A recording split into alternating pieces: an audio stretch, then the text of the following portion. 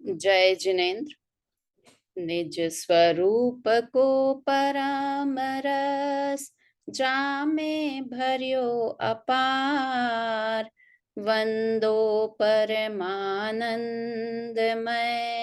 समय सारे अविकार। कुंद कुंद मुनि चंद्रवर, अमृत चंद्र मुनीन। आत्मरसी बनारसी, वंदो पद अरविंद।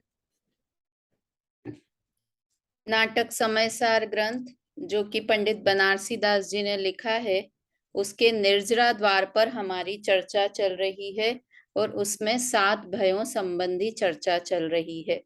7 भयों का निवारण हम कैसे करें, इस संबंधी चर्चा चल रही है। सम्यक ज्ञान होने पर 7 भय नहीं रहते हैं। इसका ये मतलब हुआ कि जब सच्चा ज्ञान, सही ज्ञान हो जाता है तो 7 तत्व संबंधी भय चला जाता है। क्या रिलेशन हुआ सम्यक ज्ञान और भय नहीं होने का, कि जब सही ज्ञान पदार्थ का हो गया कि पर पदार्थ का क्या स्वरूप है, ऐसा सच्चा ज्ञान हो गया, और ये भी सच्चा ज्ञान हो गया कि मैं आत्मद्रव्य हूं और मेरा क्या स्वरूप है, मैं नित्य रहने वाला द्रव्य हूं। जब ये पता चल जाएगा, सच्चा ज्ञान हो जाएगा, तो अपने आप ही 7 भय नष्ट हो जाएंगे, 7 भय नहीं रहेंगे, है ना। इसलिए सम्यक ज्ञानी को 7 भय नहीं होते हैं, यह चर्चा चल रही है। 7 भय में से हमारा इहलोक संबंधी भय, परलोक संबंधी भय, मरण भय, वेदना भय, अनरक्षा भय, यहाँ तक की चर्चा हो गई थी। 5 भय हो गए हैं, 2 भय की चर्चा बाकी है जो कि आज हम करेंगे, अनगुप्त भय और अकस्मात भय। ठीक है, मैं स्क्रीन शेयर करती हूँ। अनगुप्त भय को चोरी भय भी बोलते हैं, चोरी भय, है ना। कोई किसी किसी ग्रंथकार ने अनगुप्ती भय लिखा है और किन्हीं ने चोरी भय लिखा है। इसी तरह से इनके क्रम में भी अनेक ग्रंथों में अंतर आता है। किसी में अनरक्षा भय पहले है, किसी में मरण भय लास्ट में है। तो उससे कुछ फर्क नहीं पड़ता है, क्योंकि इसमें कोई क्रम दोष इस चीज में लगता नहीं है। इसलिए वो समझना कि अलग अलग ग्रंथकारों का कई बार ये छंद के कारण भी, कि छंद में कुछ गड़बड़ नहीं हो, इस हिसाब से भी इनका क्रम रखा जाता है। तो आज हमको अनगुप्ती भय पढ़ना है। मैं स्क्रीन शेयर करती हूँ। छंद नंबर 55 है, 55 नंबर का छंद है। एक बार बोलते हैं। छप्पय है छंद, वही शुरू में रोला और बाद में दोहा। तो अपन छंद एक बार बोलते हैं सब लोग। परम रूप पर तच्छ जासु लक्षण चिन्ह मंडित, पर प्रवेश तह नहीं माहि मही अगम अखंडित। सोमम रूप अनूप अकृत अनमित अटूट धन, ताहि चोर किम गहे ठोर नहीं लहे और जन। चिंतवत एम धरि ध्यान जब, तब अगुप्त भय उपसमेत। ज्ञानी निसंक निकलंक नीच, ज्ञान रूप निरखंत नेत। क्या कहा? चोर भय नहीं होता सम्यक ज्ञानी को। देखो, इसे अनगुप्ती भय कहें, अगुप्ती भय, अनगुप्ती भय दोनों आते हैं। अगुप्ती भय में विशेष है कि कोई पर पदार्थ मेरा नहीं चुरा ले, और मेरा कोई पदार्थ, जो मेरा पदार्थ है, वो कोई चोरी नहीं कर ले। और दूसरा अगुप्ती भय बोलेंगे तो मेरी कोई गुप्त बात किसी को पता नहीं चल जाए, है ना, कोई मेरा सीक्रेट किसी को पता नहीं चल जाए। तो वो दोनों को एक ही यहाँ पर समझना। पहले इसका अर्थ करते हैं, फिर इस पर चर्चा करते हैं। परम रूप पर तच्छ जासु लक्षण चिन्ह मंडित। परम का अर्थ होता है जो परमेष्टि में परम आता है, सर्वोत्कृष्ट, है ना। परमेष्टि जो सर्वोत्कृष्ट पद पर स्थित हो, उसे परमेष्टि कहते हैं। तो यहाँ भी परम मतलब सर्वोत्कृष्ट। सर्वोत्कृष्ट कौन है? कि परमात्मा, भगवान। तो भगवान की तरह ही मेरा रूप है, प्रत्यक्ष जैसे भगवान है वैसा ही मैं हूं। जासु लक्षण चिन्ह मंडित, और जिसका लक्षण क्या है? ज्ञान। जिसका चिन्ह मतलब ज्ञान, ज्ञान लक्षण से जो मंडित है अर्थात सुशोभित है। देखो, ज्ञान लक्षण तो चाहे आगम हो या अध्यात्म हो, दोनों में ही जीव का लक्षण ज्ञान तो बताया ही जाता है। अगर अध्यात्म होगा तो क्या होगा? मैं ज्ञानानंद स्वभावी हूँ, ज्ञान के साथ आनंद का जोड़ा बना देंगे, दादा बताते हैं ना।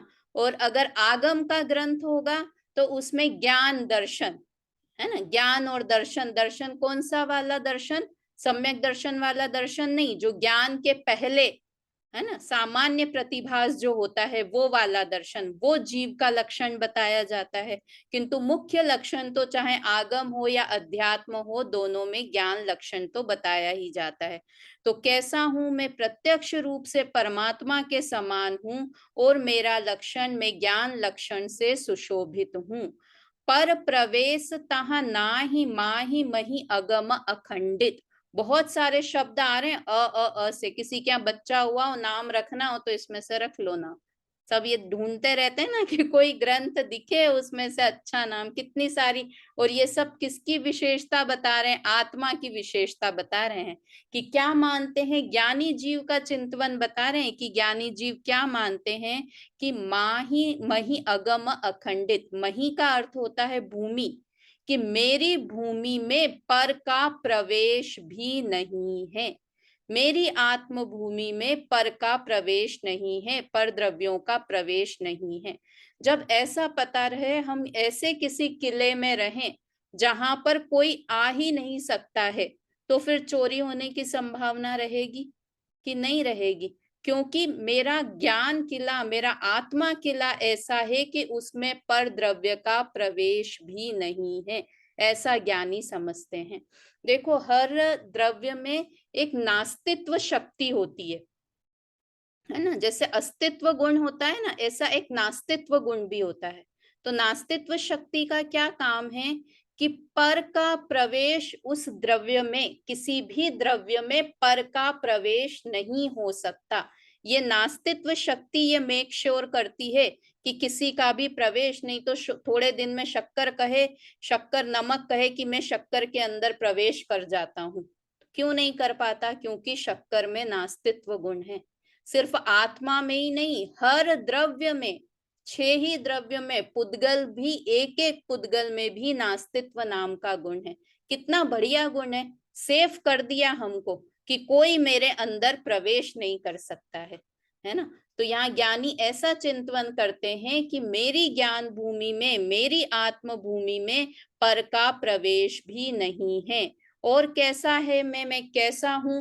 अगम अखंडित। अगम का अर्थ होता है गम्य नहीं है। किससे गम्य नहीं है? इंद्रिय और मन के द्वारा मैं पकड़ में आने वाला नहीं हूं। अखंडित हूं, खंड खंड नहीं हूं। सो मम रूप, ऐसा मेरा रूप है। मैं ऐसा हूं कि अखंडित हूं, अगम हूं, इसलिए मैं अनुपम हूं। किसी अन्य से मेरी उपमा नहीं की जा सकती। अकृत हूं अर्थात अकृत्रिम हूं, किसी ने मुझे बनाया नहीं है। अनिमित हूं, अनिमित हूं मतलब अपार हूं, असीमित हूं। कितना ज्ञान है मेरे पास कि असीमित ज्ञान है, असीमित हूं मैं। अटूट धन, कि जो कभी भी खत्म नहीं हो, है ना। अक्षय, अटूट मतलब अक्षय। अटूट ज्ञान का धन मेरे पास है। ताहि चोर किम गहे ठोर नहीं लहे और जन।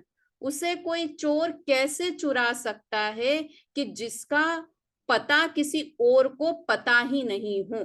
ठोर मतलब पता लगना, कि किसी को उस धन के बारे में पता ही नहीं है, तो कोई चोरी कैसे कर सकता है उस पदार्थ की, है ना।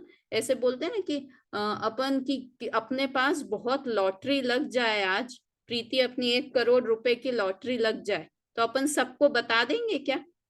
कि नहीं भाई, बता दिया तो इनकम टैक्स वाले भी आ जाएंगे, और चोरों को पता चल गया तो चोर भी आ जाएंगे, है ना। इसलिए लग गई तो चुपचाप रख लेंगे, और बच्चों को भी बोल देंगे किसी को बताना मत कि हमारे पास 1 करोड़ रुपया है। तो मेरी ज्ञान संपत्ति जो है, किसी को पता नहीं है कि मेरे पास ऐसा ज्ञान का खजाना है। किसी को पता ही नहीं है, तो कोई चोर कैसे चोरी कर सकता है उस ज्ञान धन की? या मेरे आत्म स्वरूप में से एक अंश भी, एक गुण भी कोई नहीं चुरा सकता है। देखो, ये चोरी संबंधी बात में दो बातें, कि चोरी पर द्रव्य की होती है। क्या कहा? जो अपने से अलग होगा ना, उसकी चोरी हो सकती है। जो वस्तु के अंदर होगा, उसकी चोरी कभी नहीं हो सकती है। शक्कर में से मिठास की चोरी करके बताएं पूर्णिमा आंटी, कर सकते हैं क्या? नहीं कर सकते, क्योंकि वो उसमें अनात्मभूत मिला हुआ है शक्कर नाम का गुण। ऐसे ही मेरे ज्ञान की सबसे बढ़िया बोलते हैं कि ज्ञान कैसा है। एक ज्ञान हुआ, कि कोई भी ज्ञान हुआ, कोई कला हुई, वो कोई किसी से छीन नहीं सकता। ऐसी एक वो राजा की कहानी आती थी पहले, कि वो राजा ने कवि से कहा कि वो बहुत अच्छी अच्छी कविताएं बनाता था, तो बोले कि तुम कविता बनाना बंद कर दो। तो और उसको बहुत दंड दिया, जेल में बंद कर दिया, बिल्कुल काल कोठरी में बंद कर दिया। अब वो वहां गया तो वहां भी कविता गाने लगा। तो क्या करे कि उसका कविता बनाने का गुण उससे छीन सके? कुछ भी कर ले, क्योंकि वो अंदर की सोच है ना, तो वो कोई कितना भी प्रयत्न कर ले, उसके कविता बनाने वाली कला को कोई छीन नहीं सकता। ऐसे ही मेरी ज्ञान कला को, क्योंकि वो मेरे ही अंदर है। मतलब हमको मजा आना चाहिए ये सुन के, कि मेरे पास ऐसा ज्ञान है कि जिसे कोई चुरा नहीं सकता। यहाँ क्षयोपशम ज्ञान की बात नहीं है, यहाँ जो सम्यक ज्ञान है, जो ज्ञान सामान्य मेरा गुण है, उस गुण की बात है, कि उसे कोई चुरा ही नहीं सकता है। अब मैं क्यों डरूं? और पर वस्तु जो मेरे संयोग में वस्तु आई है, वो कोई चुरा ले तो फिर क्या करना प्रीति, अगर वो कोई चुरा ले तो? कि वो तो उसका संयोग का तो वैसे भी वियोग होना ही होना है। कोई चुरा के नहीं ले जाएगा तो वो नष्ट हो जाएगी। वो नष्ट नहीं हुई तो मेरा मरण हो जाएगा। ये जो मैंने दुपट्टा पहन रखा है, अब मैं इसे बहुत संभाल के रखूं, तो ये हमेशा मेरे पास बना रह सकता है कि नहीं रह सकता है? या तो ये फट जाएगा, या कपड़े सुखाऊंगी तो उड़ जाएगा हवा में। कुछ भी हो, ये संयोग है तो इसका वियोग होगा, और अगर ये नहीं छूटा तो मेरा मरण हो जाएगा और ये अलमारी में रखा रह जाएगा। तो फिर मैं पर वस्तु के लिए क्यों भयभीत रहूं, कि जो वैसे भी नष्ट होने वाला है, और जो मेरी वस्तु है उसका कभी भी हरण हो नहीं सकता। ऐसी निशंकता अपने अंदर में आना चाहिए। ऐसी निशंकता आए तब चोर भय हमारे अंदर में नहीं रहे, कि कोई कुछ चुरा सकता है। अब डरने की जरूरत है? आज से सुनीता आंटी ताला लगाना बंद कर देते हैं घर पे। और ऐसा है कि सम्यक ज्ञानी जीव घर में ताला नहीं लगाते होंगे? लगाते हैं कि नहीं? कि जो जो मिथ्या दृष्टि है, मिथ्या दृष्टि सम्यक दृष्टि की पहचान करनी हो तो क्या करें? कि सम्यक दृष्टि के घर में ताला नहीं होगा। क्यों नहीं होगा? क्योंकि उन्हें चोर भय नहीं है, इसलिए उनके घर पे ताला नहीं है। और जिन जिन के घर पे ताला है वो सब मिथ्या दृष्टि है।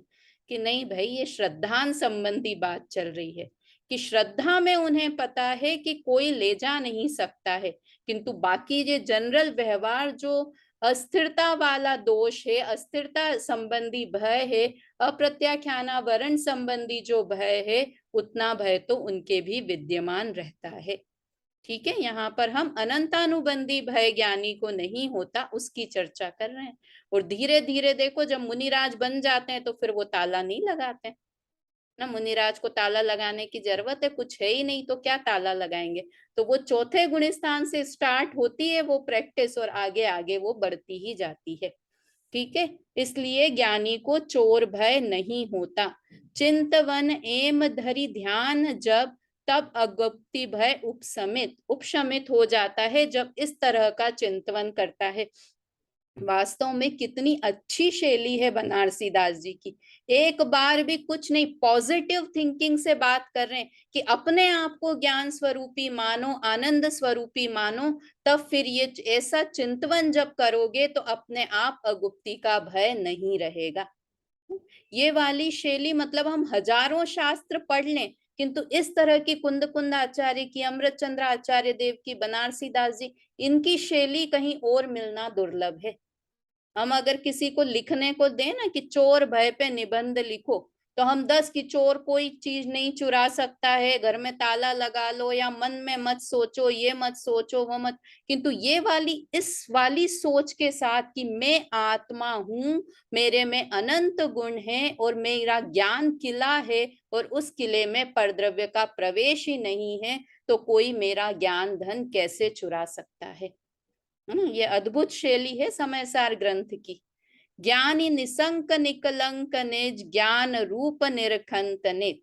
ज्ञानी हमेशा सदैव अपने आप को निशंक और निकलंक मानते हैं और ज्ञान रूप अपने आप को अनुभव करते हैं कि मैं ज्ञान स्वभावी ही हूं, ऐसा अनुभव करते हैं। तो ये 6 तरह के भय हैं, ये उन्हें नहीं होते हैं। चलिए इसका अर्थ एक बार अपन इसमें से देख लेते हैं। पढ़ो प्रीति, पढ़ो इसका अर्थ।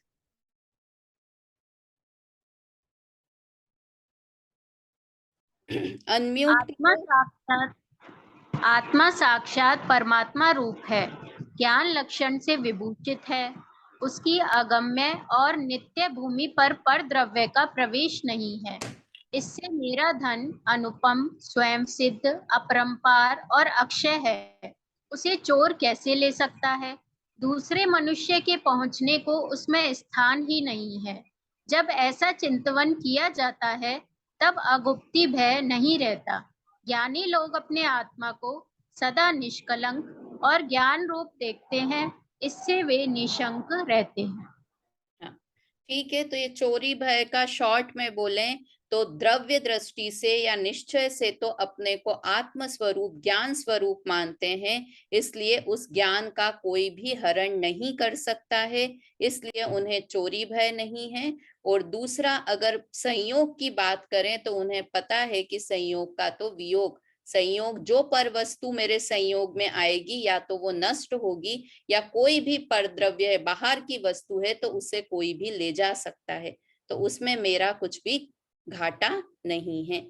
इस तरह से बात हुई 55 नंबर के छंद की। अब 56 नंबर का छंद पढ़ते हैं। अकस्मात भय निवारण करने का उपाय। अकस्मात, ये अगुप्त भय क्या है? अगुप्त भय, हाँ, आपने शायद लेट ज्वाइन किया होगा। अपन ने शुरू में चर्चा की थी सुशीला आंटीज की कि अगुप्त भय, किन्हीं किन्हीं आचार्यों ने चोर भय को अगुप्त भय कहा है और किन्हीं किन्हीं ने चोर भय लिखा है। चोर भय की जब बात करते हैं तो वस्तु संबंधी बात होती है कि कोई वस्तु मेरी नहीं चुरा सकता है, और अगुप्त भय की बात करते हैं तो उसमें यह भी होता है कि मेरा कोई सीक्रेट, मेरी कोई गुप्त वस्तु भी नहीं चुरा ले, और कोई मेरे अंदर सीक्रेट है, किसी को पता नहीं चलना चाहिए, ऐसी बात, ऐसा डर हमेशा बना रहता है। मैंने आज से 10 साल पहले ऐसा कर दिया था पर किसी को पता नहीं चल जाए मैंने ऐसा कर दिया था, ऐसा भय अज्ञानी को हमेशा बना रहता है। तो ये दोनों अगुप्त और चोर भय एक ही हैं, कथन करने के अलग अलग नाम आचार्यों ने या पंडितों ने लिखे हैं।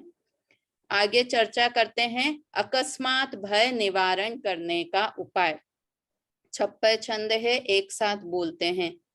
शुद्ध बुद्ध अविरुद्ध सहज सुसमृद्ध सिद्ध सम, अलख अनादि अनंत अतुल अविचल सत्पमम, चिद विलास परगास बीत विकल्प सुख धानक, जहाँ दुविधा नहीं कोई कोई, यहाँ कछु न अचानक, जब यह विचार उपजंत तब, अकस्मात भय नहीं उदित, ज्ञानी निसंक निकलंक निज, ज्ञान रूप निरखंत निज। ये 7वें भय की चर्चा कर रहे हैं, अंतिम भय है अकस्मात भय, अचानक अनहोनी हो जाना, कुछ अनहोनी नहीं हो जाए, है ना, उसकी बात है। अब कैसे, सबसे पहले एक बार भी ऐसा कुछ नहीं लिखेंगे, सीधे आत्मा से बात प्रारंभ करते हैं कि कैसा है आत्मा। शुद्ध बुद्ध अविरुद्ध सहज सुसमृद्ध सिद्ध सम, कैसा है? शुद्ध है। शुद्ध है अर्थात विकार से रहित है। बुद्ध है अर्थात केवल ज्ञान शक्ति वाला है, केवल ज्ञान प्रकट करने की शक्ति वाला है। अविरुद्ध, जिसमें राग द्वेष का कोई विरोध नहीं है। तो ये किसका आत्मा की बात कर रहे हैं? मेरे आत्मा की कि सिद्ध भगवान की? कि मेरे आत्मा की बात कर रहे हैं कि मैं भी केवल ज्ञानी और वीतरागी हूँ। कैसा? स्वभाव से, निश्चय से ऐसा ही हूँ। सहज हूँ, सुसमृद्ध, मतलब सुसमृद्ध हूँ अर्थात वैभवशाली हूँ, बहुत समृद्धि वाला हूँ। बेचारा नहीं हूं मैं, कि कुछ नहीं है, कि जितने गुण है ना, अनंत गुणों का स्वामी, ऐसा समृद्धशाली द्रव्य मैं हूँ। और तो और मैं सिद्ध के समान हूँ। सम्यक दृष्टि नहीं, मुनिराज नहीं, अरहंत भगवान नहीं, सिद्ध भगवान जो एंड गोल है ना, वैसा मैं स्वभाव से अभी ही हूँ। ऐसा विचार कहें तो दीनता रहेगी चेहरे के ऊपर, कि भगवान के जैसा मैं हूं, जैसे भगवान है वैसा ही मैं हूं। एक गुण उनमें ज्यादा नहीं है और एक गुण मेरे में कम नहीं है, बल्कि गुण मुझ में तो ज्यादा ही है ना। सिद्ध भगवान से भी ज्यादा 1.5 अक्कल वाला हूं ना मैं, कि जो चीजें मेरी नहीं है उन्हें भी अपना मान लेता हूं, ऐसा 1.5 अक्कल वाला मैं हूं ना। वास्तव में द्रव्य अपेक्षा से देखें तो सिद्ध समान ही हूँ, और जो ये 1.5 अक्कल है वो कोई काम की अक्कल नहीं है, उसके कारण मैं दुखी हो रहा हूँ। और कैसा हूँ? अलख अनादि अनंत अतुल अविचल स्वरूपमम। मेरा स्वरूप कैसा है? अलख हूँ मैं। अलख हूँ मतलब वही इंद्रियों के द्वारा अरूपी हूँ, इंद्रिय गोचर नहीं हूँ। अनादि अनंत हूँ। अतुल हूँ, तुलना अतुल्य है। अविचल स्वरूप, चलायमान नहीं हूं, ऐसा मेरा रूप है। चिद विलास परगास वीत विकल्प सुख थान, विकल्प सुख थानक। चिद विलास, चैतन्य से भरपूर हूँ, चैतन्य शक्ति वाला हूँ। अभी अपन ने पहले भी बात की थी कि ज्ञान लक्षण वाला हूँ, उससे भरपूर हूँ। वीत विकल्प, विकल्प से वीत हूँ, वीत हूँ अर्थात रहित हूँ। वीतरागी शब्द में आता है ना, वीतरागी। वीतरागी में मतलब बीत गया है राग जिनका, या जो राग से रहित है वो वीत। तो वही वाला वीत यहाँ पर लिखा है। वीत विकल्प मतलब विकल्प से रहित हूँ। सुख थानक, सुख का बना हुआ हूँ, सुख का ही स्थान हूँ, है ना। जहां दुविधा नहीं कोई होई, तहां कछु न अचानक। वहां पर किसी भी प्रकार की कोई दुविधा नहीं है। दुविधा मतलब डबल चीज, ऐसा भी हो सकता है, ऐसा भी हो सकता है, ऐसी दुविधा मेरे स्वरूप में नहीं है। कि मैं अतुल हूं या नहीं हूं, मैं ज्ञान वाला हूं या नहीं हूं। कभी तो मैं ज्ञान वाला हूं, जब संसारी हूं तब तो मैं ज्ञान से रहित हूं, है ना। मैं अनादि अनंत वैसे सिद्ध बन जाऊंगा तब तो अनादि अनंत हूं, किंतु संसारी हूं तब तो मेरा मरण होगा। तो ऐसी दुविधा मेरे स्वरूप में नहीं है। तहां होई तहां कछु न अचानक, और मेरे ज्ञान स्वरूप आत्मा में कभी कुछ भी अचानक होने वाला नहीं है। क्यों नहीं है? क्योंकि कंप्लीट वस्तु है ना। कभी अचानक वो चीज होती है जहां कुछ होने की गुंजाइश होती है, किंतु जब मैं अपने आप में परिपूर्ण हूं तो मेरे अंदर अचानक होने वाली कोई घटना की संभावना ही नहीं है। ऐसा विचार करते हैं तब उन्हें अकस्मात भय नहीं होता है। अपने आप को ज्ञान स्वरूपी सिद्ध समान मानते हैं तो उन्हें अकस्मात भय नहीं होता है। देखो ये द्रव्य संबंधी बात हुई। अकाल मृत्यु की बात पड़ी है। अकाल मृत्यु जैन धर्म में है या नहीं? अकाल मृत्यु, अकाल मृत्यु कहें या अचानक से मृत्यु हो गई, अकस्मात। अभी कोई 35 साल के किसी जवान की मृत्यु हो जाए तो हम क्या बोलेंगे? अकाल मृत्यु हो गई। वास्तव में वो अकाल मृत्यु नहीं है, वो सिर्फ नाम, हुई मृत्यु काल में ही है। उसे सिर्फ अकाल शब्द, क्योंकि उसकी आयु ही 35 वर्ष की थी इसलिए वो 35 वर्ष में मर गया। किंतु हमें लगता है कि वो अचानक से मर गया, उसे तो 80 साल तक जीना चाहिए था, यह हमने मान रखा है ना। वास्तव में उसका आयु कर्म भी पहले से फिक्स था और केवल ज्ञानी ने देख भी रखा था। दोनों चीजें हैं, इसलिए वो कोई अचानक होने वाली, अकस्मात होने वाली घटना नहीं है। वास्तव में इस दुनिया में कुछ भी अकस्मात अचानक से नहीं होता है। क्यों नहीं होता है?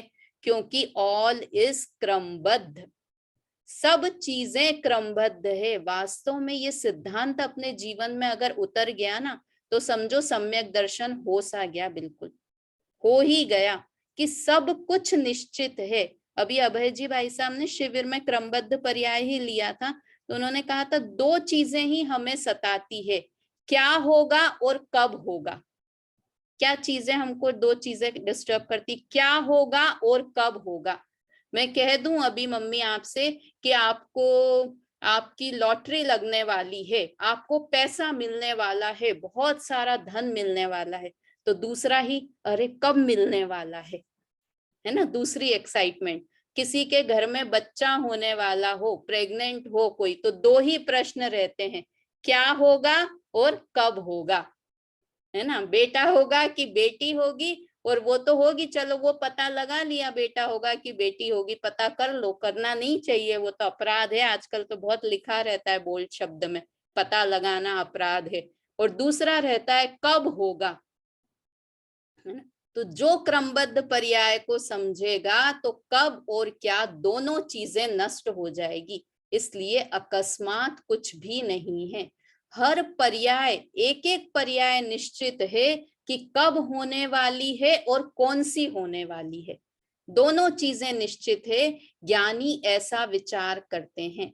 देखो इसका मतलब है क्रमबद्ध पर्याय का विचार, मतलब उन्हें पर्याय संबंधी भी सही ज्ञान है और द्रव्य संबंधी भी सही ज्ञान है, इसलिए उन्हें अकस्मात भय नहीं होता है। क्या कहा सुनीता आंटी? दोनों चीजें, द्रव्य संबंधी भी उन्हें ज्ञान है कि मैं कैसा हूं, सिद्ध के समान हूं, कोई दुविधा नहीं है, और मेरे अंदर कभी कुछ अचानक से नहीं होगा क्योंकि मैं परिपूर्ण हूं।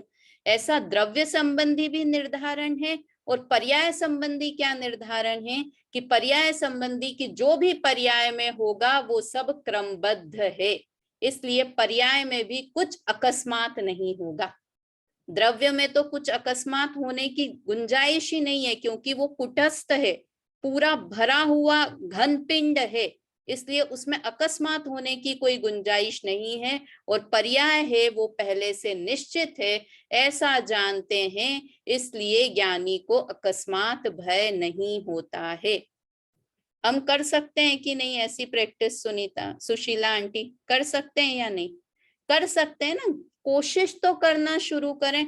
हम सोचें ये तो सिर्फ ज्ञानी के सोचने की बात है, हमारे लिए नहीं है।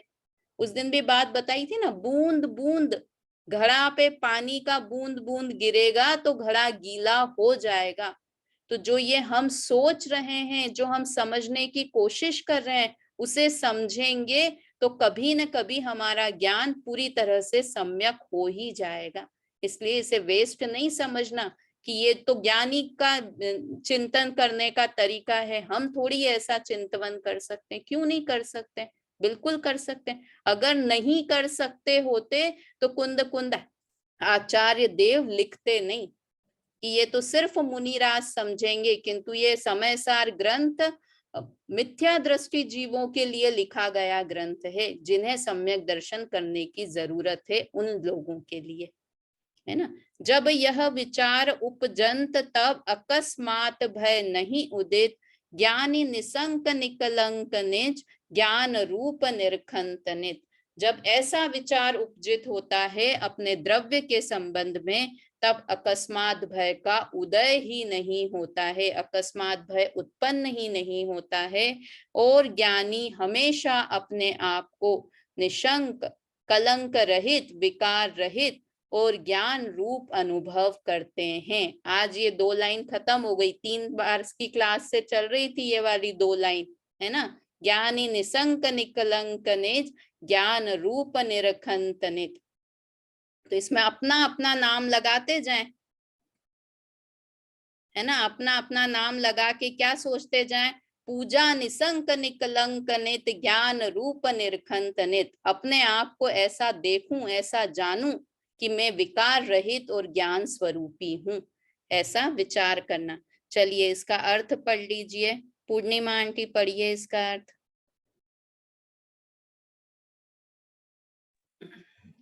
मेरा आत्मा शुद्ध ज्ञान तथा वीतराग भावमय है और सिद्ध भगवान के समान समृद्धशाली है। मेरा स्वरूप अरूपी, अनादि, अनंत, अनुपम, नित्य, चैतन्य ज्योति, निर्विकल्प, आनंद कंद और निर्द्वंद है। उस पर कोई आकस्मिक घटना नहीं हो सकती। जब इस प्रकार का भाव उपजता है तब अकस्मात भय उदय नहीं होता। ज्ञानी मनुष्य अपने आत्मा को सदा निष्कलंक और ज्ञान रूप देखते हैं, इससे निशंक रहते हैं। निशंक रहते हैं।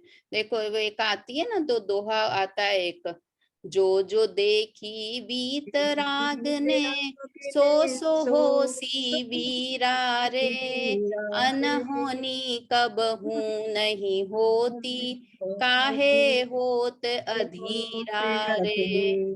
अब कभी हमारे जीवन में कोई ऐसी चीज हो जाए जो हमने एक्सपेक्ट नहीं की थी, है ना, हम नहीं एक्सपेक्ट करें, ऐसी कुछ दुर्घटना हमारे साथ हो जाए, तो ये सोचना कि वो अनहोनी नहीं है, जो वीतराग देव ने देखा था वैसा ही हुआ है। देखो वास्तव में ना, जन्म और मृत्यु दोनों चीजें तो फिक्स है कि जन्म कब होना है, हम कितनी ज्योतिष से तारीख निकलवा लें। आजकल बहुत सिस्टम हो गया है ऐसा। हमारे तो एक पहचान वाले हैं, वो तो बिल्कुल घर में बच्चे होंगे तो कि भाई इस तारीख को होना चाहिए, तो बहुत अच्छा है, बहुत प्लानिंग कर लें, किंतु क्या हो, एक दिन पहले आ जाए, एक दिन बाद में, फिर बोलने लगे हम अरे क्या करें, ये तो अपने हाथ में नहीं है। ऐसे ही किसी इष्ट का वियोग होता रहता है, तब कैसा लगता है, कुछ भी हो जाए भगवान इनकी मृत्यु नहीं हो, और हमारे हाथ में से वो रेत की तरह फिसल जाते हैं। तब भी विचार आता है कि मृत्यु पे हमारा वश नहीं है, जन्म और मरण में हमारा वश नहीं है, वो तो सब फिक्स हैं। और बीच की घटनाएं, जो जीवन और मरण की बीच की घटनाएं हैं, हम उन्हें बिना फिक्स मानते हैं, किंतु वास्तव में ऐसा नहीं है। जैसा जन्म फिक्स है, मरण फिक्स है, ऐसे ही जन्म और मरण के बीच के सारे साल भी फिक्स हैं। किस साल में क्या होना है, किस साल में, किस महीने में, किस दिन में, किस घंटे में, और अभी 1 मिनट बाद भी क्या होना है, ये भी फिक्स है। 1 मिनट बाद भी हमारी क्लास लग पाएगी कि नहीं, कि लाइट चली गई तो यहीं बंद हो जाएगी, है ना। मंगलाचरण तो किया है किंतु फिर भी नहीं पूरी हो पाएगी क्लास। तो सारी चीजें फिक्स है, हम व्यर्थ ही आकुलित व्याकुलित होते रहते हैं। जब ऐसा कि सब फिक्स है ऐसा मानेंगे, तो फिर अकस्मात भय हमारे जीवन में नहीं रहेगा। चलिए एक छंद और है, इसको और ले लेते हैं। सरल सा छंद है, 5-7 मिनट है, शायद पूरा हो जाए। सम्यक ज्ञानी जीवों को नमस्कार। यहाँ पर 7 भय का प्रकरण खत्म हो जाता है। ये छंद बोलते हैं एक बार। जो पर गुण त्यागंत शुद्ध निज गुण गहंत ध्रुव, विमल ज्ञान अंकुर जासु घट माहि प्रकाश हो। जो पूरब कृत कर्म निर्जराधार बहावत, जो नव बंध निरोध मोक्ष मार्ग मुख धावत। निसंकतादि जस अष्ट गुण अष्ट कर्म अरिसंहरत, सो पुरुष विचक्षणता सुपथ, बनारसी वंदन करत। ये अंतिम है। वास्तव में ये 228 और 229 नंबर की गाथा समय सार की है।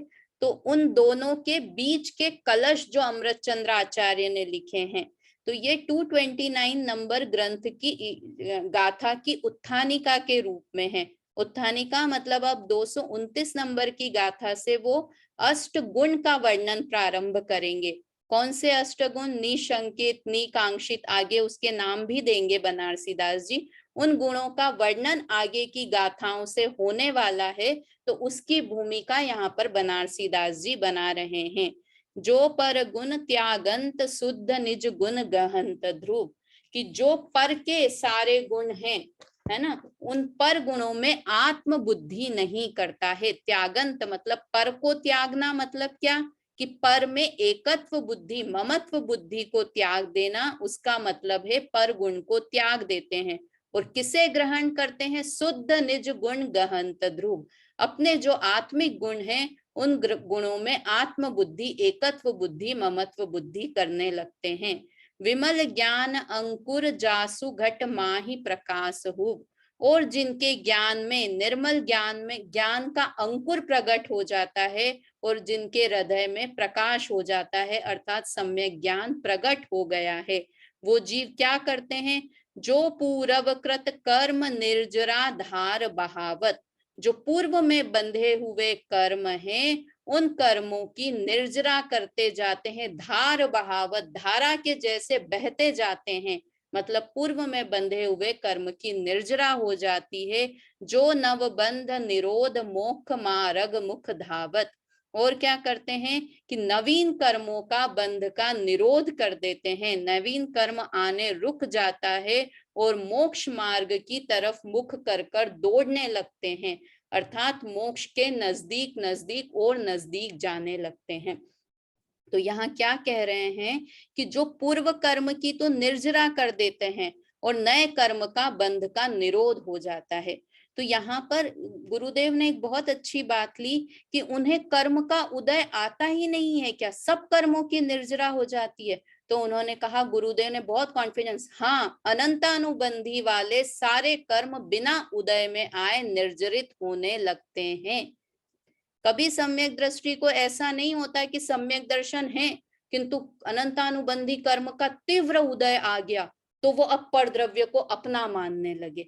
तो जो यहाँ निर्जरा बता रहे हैं ना, वो कौन सी निर्जरा बता रहे हैं कि अनंतानुबंधी जितने भी कर्म है ना, और जो दर्शन मोहनी वाले मिथ्यात्व संबंधी कर्म हैं, उन सब कर्मों की निर्जरा होने लगती है, वो बिना उदय में आए निर्जरित हो जाते हैं।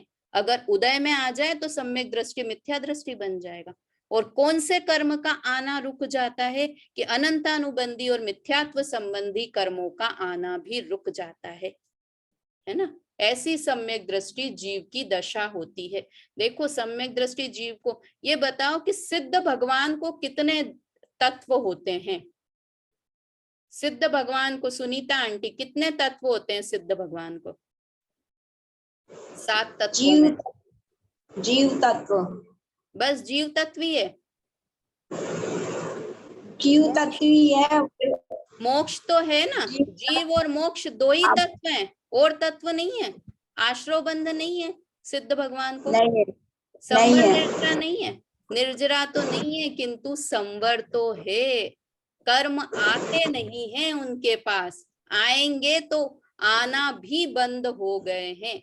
ये किसी का मैं प्रवचन सुन रही थी, मुझे ध्यान नहीं है, तो मुझे एकदम नई बात लगी कि संवर तत्व सिद्ध भगवान को भी है कि कर्म का आना उनके अभी भी बंद है, कर्म नहीं आते। और निर्जरा तत्व क्यों नहीं है कि अब बचे ही कर्म कुछ नहीं है तो किसकी निर्जरा करेंगे, किंतु नए कर्म क्यों नहीं आ रहे हैं कि उन्हें संवर तत्व है। अपन दो ही तत्व मानते हैं कि संवर है जीव और मोक्ष तत्व है, किंतु संवर तत्व भी सिद्ध भगवान को है, क्योंकि आत्मा में आत्म बुद्धि तो है ही, आत्मा में अपनापन तो है ही, तो भाव संवर भी है। और द्रव्य संवर की कर्म आते नहीं है, इसलिए उन्हें द्रव्य संवर भी है। कर्मों का आना रुक जाना, हर प्रकार का कर्म नहीं आता है उनके। चलिए, ये समय हो गया है ना, ये लास्ट की 4 लाइन बची है, ये कल चर्चा कर लेंगे जल्दी जल्दी में, मजा नहीं आएगा पढ़ने में। और कल मेरे ख्याल से ये अपना अध्याय भी पूरा हो जाना चाहिए, 1-2 क्लास में निर्जरा द्वार समाप्त होगा। अभी जिनवाणी जी बोलते हैं। निज निधि निज में बताई, यह अनंत उपकार है, इसके लिए जिन वाणी माँ को वंदना शत बार है, वंदना शत बार है। जय जिनेन्द्र।